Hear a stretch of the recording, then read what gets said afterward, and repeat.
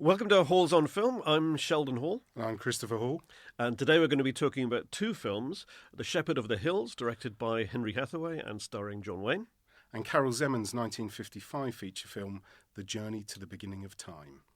The Shepherd of the Hills is a film that neither of us had seen. I'm a big John Wayne fan, and this is one of those films that had eluded me. I must have seen most of John Wayne's pictures, certainly in his artistic maturity, as it were, after Stagecoach in 1939.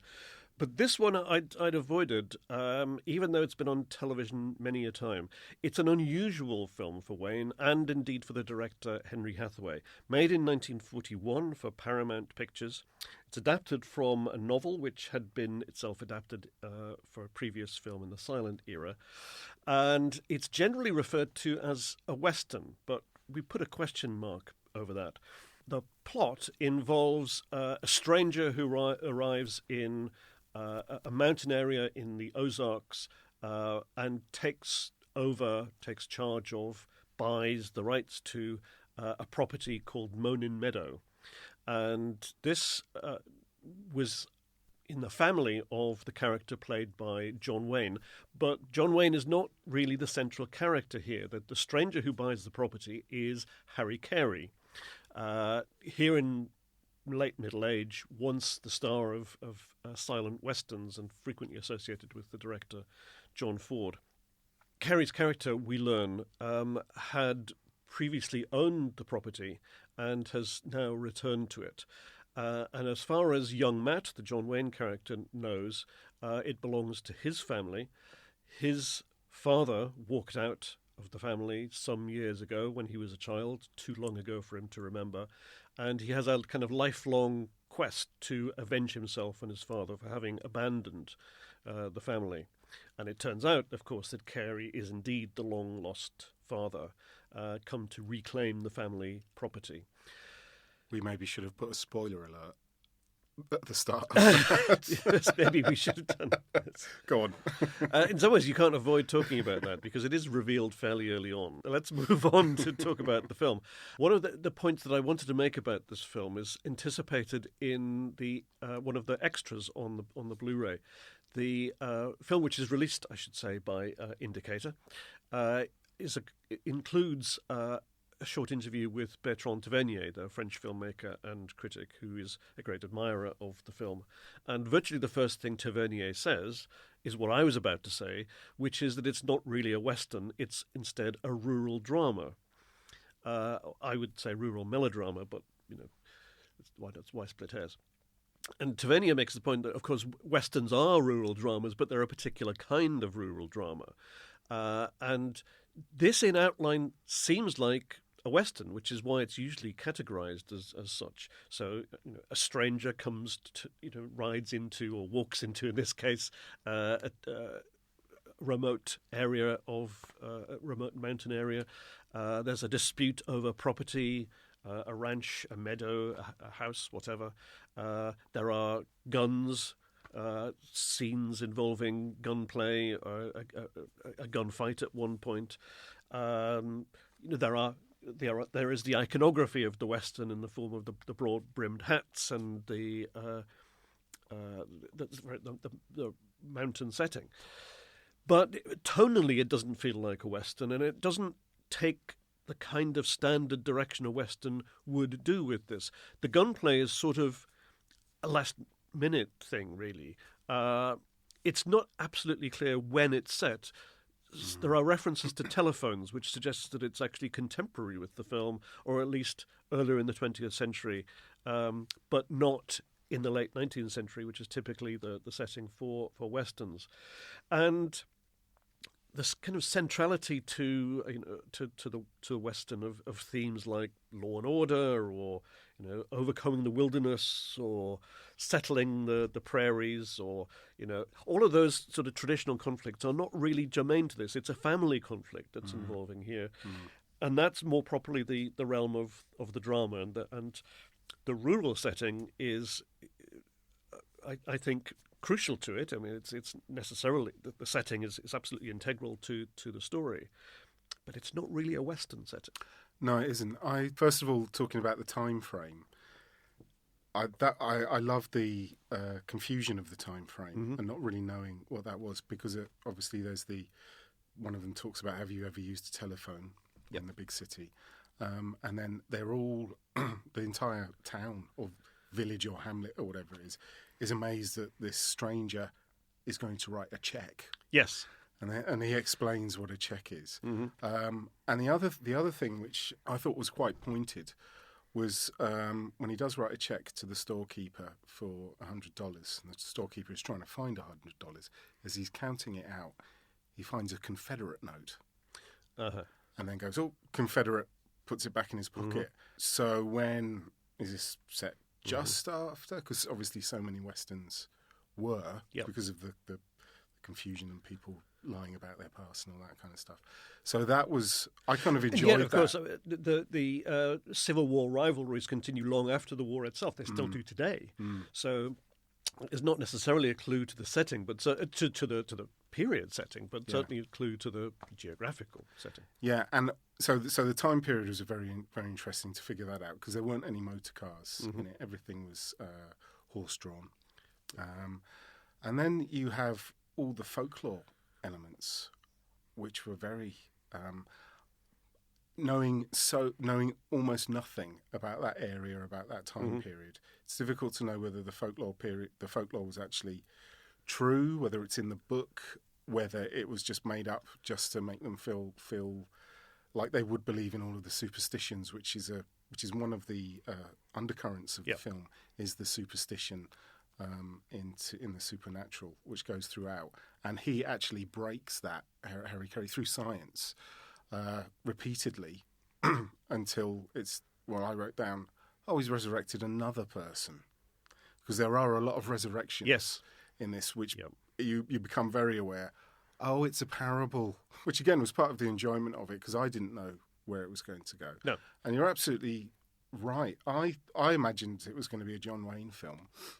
And it's really John Wayne, Harry Carey's, and Betty Field, who has some of the most difficult lines to learn in that, but maintains a fantastic hairstyle throughout, even though she's a free-spirited mountain girl who wanders around the woods and runs around the woods barefoot a lot of the time.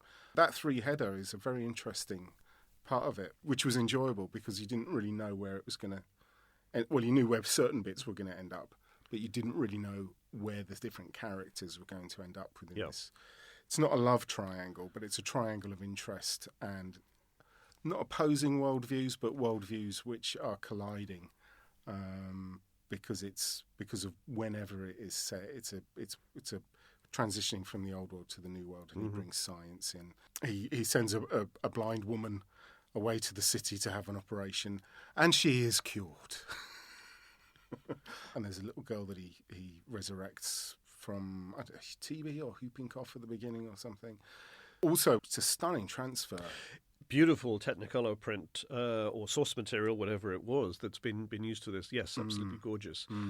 It's probably worth mentioning that the director, Henry Hathaway, had previously made a film called The Trail of the Lonesome Pine, which was one of the very first films in 3-strip Technicolor, and the first to be shot on location. That was made in 1936, also for Paramount Pictures. And a lot of the extras refer to this as the predecessor of The Shepherd of the Hills. I have seen The Trail of the Lonesome Pine, but it was, and I'm not making this up, about 50 years ago. So my memory of it is vague, to say the least. I do wish we had an opportunity to see that again, and maybe Indicator could add it to the list of possible titles to see again. But thinking about it as a Hathaway film, Hathaway is, again, best known for his macho adventure films, The Lives of a Bengal Lancer with Gary Cooper, many John Wayne films. He was the most frequent collaborator with Wayne, apart from Ford, certainly in the major part of Wayne's career. He directed famously Wayne to his Best Actor Oscar for True Grit. And so that you'd expect, an action adventure story, but it isn't. It's a poetic drama, I think, and the delicacy of touch at times is really quite startling for someone who's associated more with that sort of machismo that is the common factor in other Hathaway films. It's quite startlingly slow in places for a Hollywood film of that era. Hollywood films tend to move along at a fast clip. This one takes its time. And one of the points that's brought out in the extra material on the disc is that the film was re-edited by the studio. It originally ran about 2 hours and then was cut down to under 90 minutes. And then additional scenes were shot by another director to fill in the narrative gaps that then resulted.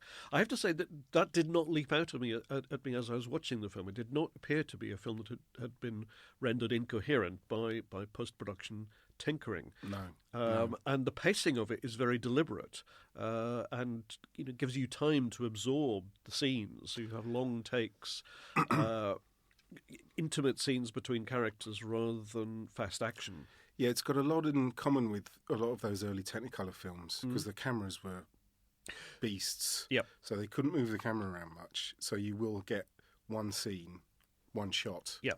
And it's all blocked on the soundstage. In a one-er. That leads me on to something which was the photography is remarkable throughout, and the sets are just amazing, and they are photographed beautifully. The one or two exterior scenes shot in studios do stand out as being the retakes. Yeah. But the majority, they're not such a blot on the film as I think to make the film incoherent.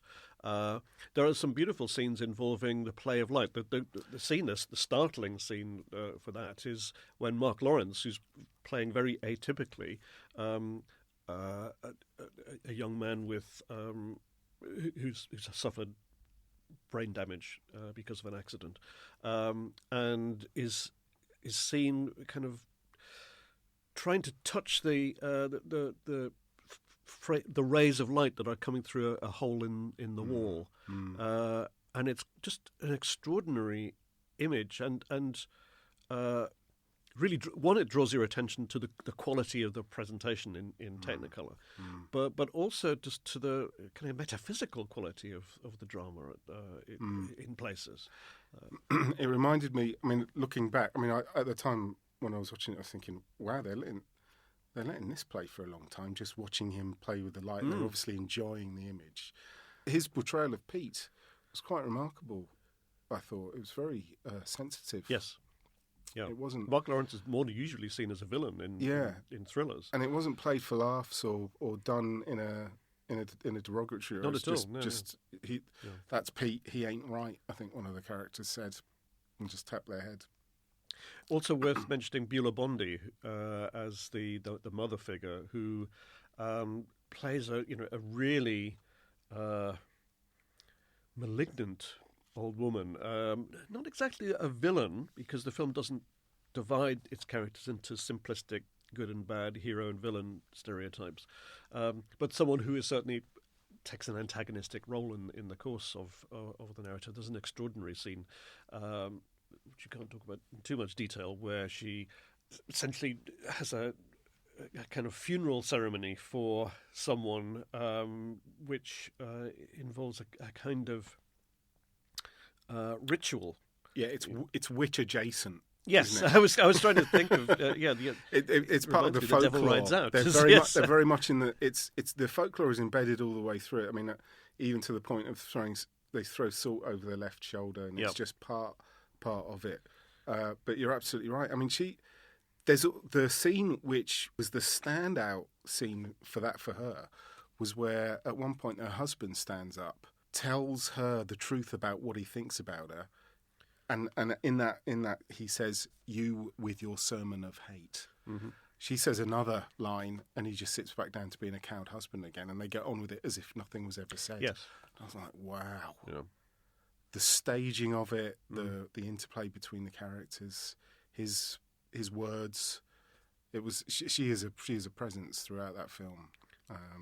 I really enjoyed her character, and I think what could have happened was it could have easily spilled over into caricature, and it didn't.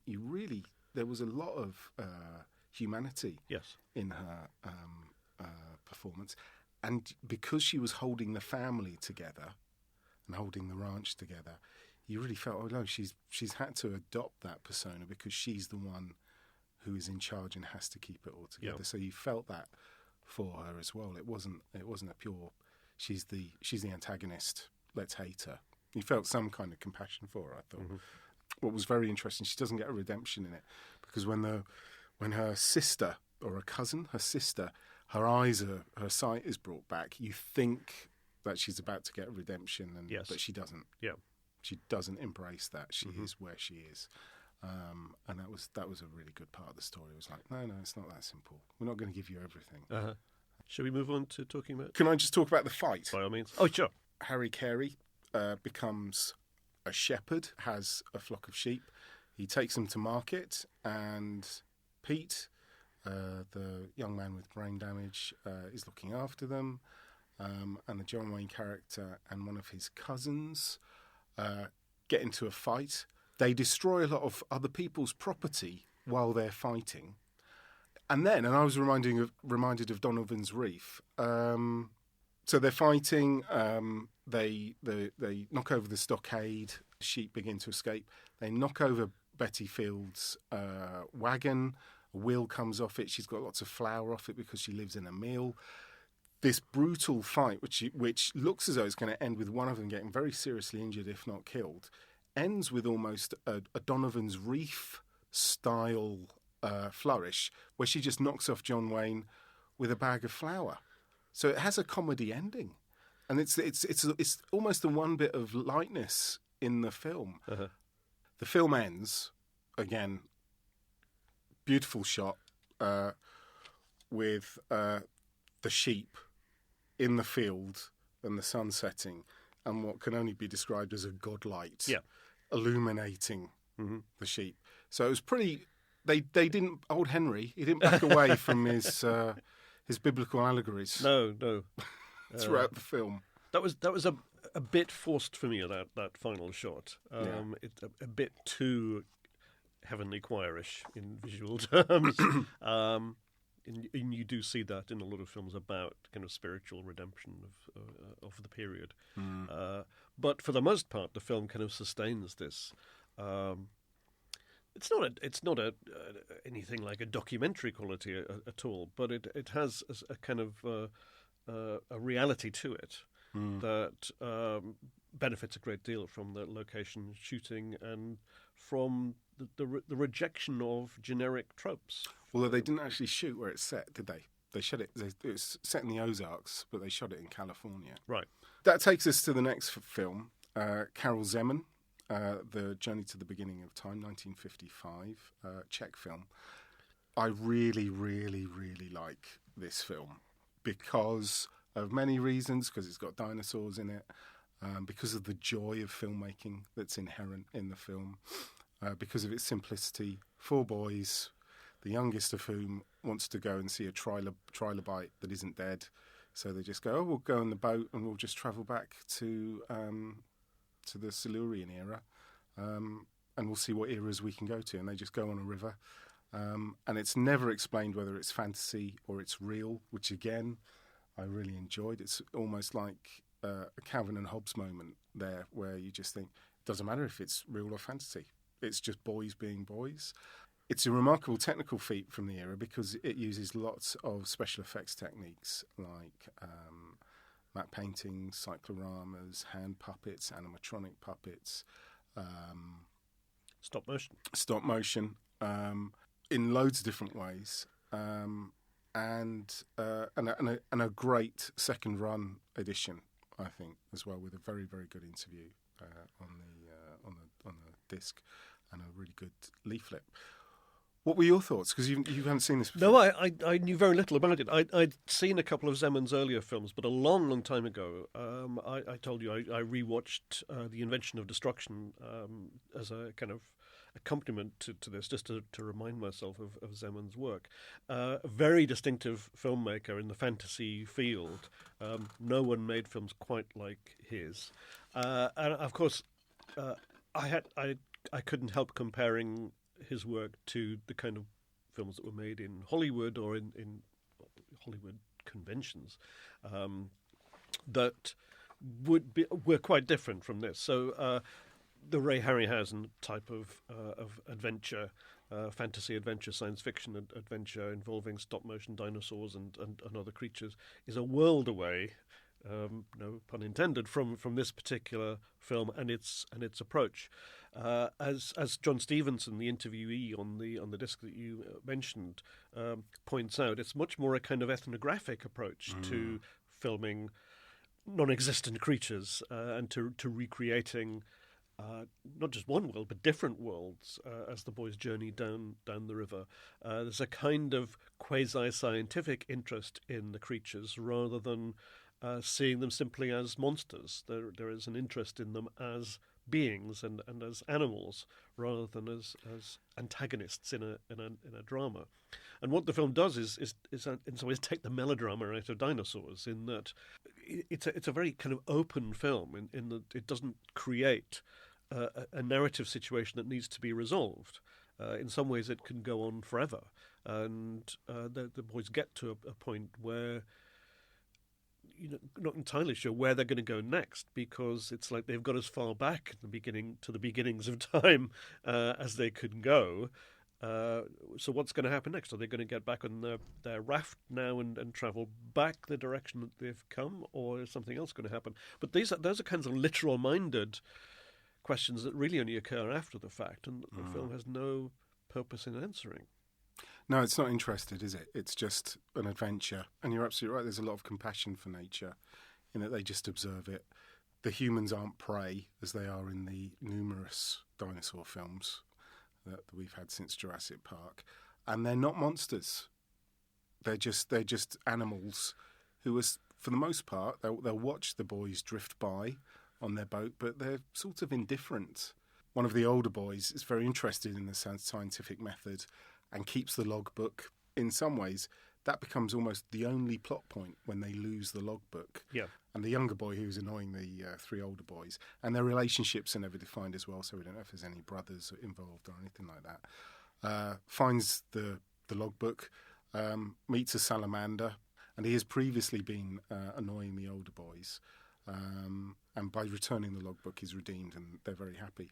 And they come across the corpse of a Stegosaurus, and they go about measuring it because that's what they're there to do. It's not about exploitation. There is a joy in it and a wonder, but it's quite a matter of factness about it, isn't there? Yeah. And they're very self-sufficient as well. They manage to. Their boat at one point is stepped on by a dinosaur, which we don't see, and it's destroyed. So they just build a raft out of the remains, yes. And they travel further back in time on the raft. I don't think that's spoiling any part of it because there isn't a plot to speak of.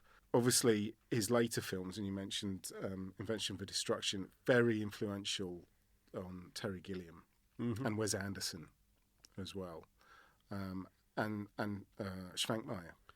Yes, as well, yes. was obviously influenced by him. I don't know why he isn't as lauded as much as people like Harryhausen. One of the peculiarities of Zemans' career is that so few of his films were actually released in the UK. I was trying to find evidence of how and whether the major films that he made in the 50s, 60s, early 70s actually how widely they were seen over here. And with the exception of Baron Munchausen, and I think that might be it, actually. Most of them were simply not theatrically released here. If they were shown, they probably were shown at the National Film Theatre on a club basis. A few of them were shown on television, but not for a long time. So The Jester's Tale and Stolen Airship have not been seen on British television since 1970. The Invention of Destruction has been a couple of times on Channel 4, as has Baron Munchausen. This film has not been. So Second Run's Blu-ray release of this 1955 film is essentially its first release in the UK. The Blu-ray, probably worth saying, came out, I think, in 2019 or 2020. Yeah. So it's not a new release. But and there are a number of other Zeman films on the same label. But the films have had very limited circulation. And I can't help thinking that that's because they do not meet the usual requirements of children's fantasy adventures, precisely because it doesn't have that kind of melodramatic plot structure with a clear science fiction type of explanation. They're not burrowing into the ground and discovering another world or something of that sort. There's no time machine transporting them anywhere because the creatures are not used as monsters. That dynamic of the more traditional fantasy adventure is missing, and possibly it's been a scene that would bore younger viewers and not be of interest to older viewers. I think that if that indeed was the rationalisation for not giving the films a proper release here, I think it's misguided. And clearly, second run has found a market for them. But because the films fall between a number of stools generically, they're quite difficult to pigeonhole. And of course, the later films, Munchausen and Invention for Destruction, are also very aware of their own artifice. They're not interested in realism, which again in the West, the main culture in film, in mainstream film, is about portraying realism, isn't it? Whether it's dinosaurs that look real, or whether it's just portraying reality. And he at some point in the 60s, he stopped being at all interested in that and just wanted to create beautiful images. I think this film creates its own reality. Really, it involves location shooting. And so there is a sense of it just going to a real place. But it also combines that with studio-based artifice, sometimes seamlessly, sometimes not. But it doesn't really matter that you can see that some scenes were shot in a studio and others were shot on a real river. The film creates its own sort of its own level. Yeah, I think in either the booklet or in the interview, it's about kid logic, which is why it reminded me of Calvin and Hobbes. He can go on adventures and they could be completely nonsensical to an adult, but they're true to him. And the kid logic is completely true to itself all the way through the film. If they want to go back 500 million years, it just gets foggy. And when they get out of the fog, they are in the Cretaceous period. So did you enjoy it? I did enjoy it. Very. This will earn me the enmity of many listeners, no doubt. But I've always been disappointed by Ray Harryhausen fantasy adventures because of oddly enough, because of the technical qualities. Not so much of the animation itself as the fact that the use of combination of staged action against what was effectively back projected images that have been shot separately, alternating with those real locations and the major visual differences in grain structure of the special effects shots with the location shots has always bothered me and did bother me when I was a child. And also, they are often badly written and directed and acted. Some of them, sorry, but I think they are. You don't have to say sorry. So in some ways, right. the Harryhausen films, you have to make lots of excuses for, and you don't have to make excuses for this film. So in many ways, because it uses a much more ingenious combination of techniques, there is a consistency to the visual style. Oddly enough, despite the differences of the different techniques there is consistency of visual quality to it, which is much more directly engaging. If I'm honest, I should also say that the absence of a melodramatic narrative structure in some ways makes the film less emotionally engaging. So I enjoyed it aesthetically without feeling terribly involved. I didn't feel excited by the encounters with the animals and so forth. The boys' characters are not very clearly differentiated, no. I think. No. Again, possibly because Zeman was simply not interested in that. They're simply a vehicle for the adventure to take us on that journey. And when you're absolutely right, when they do get into, there's not much jeopardy in the film, but when they do get into a bit of jeopardy, it always feels quite low stakes. So one of them falls in the mud, and that's basically setting up a gag for later on in the film. It's not quicksand as it would be in an American film. And when the youngest boy disappears and the other boys don't know where he is, they're not worried. They're just annoyed. So there's a different dynamic at play, isn't there?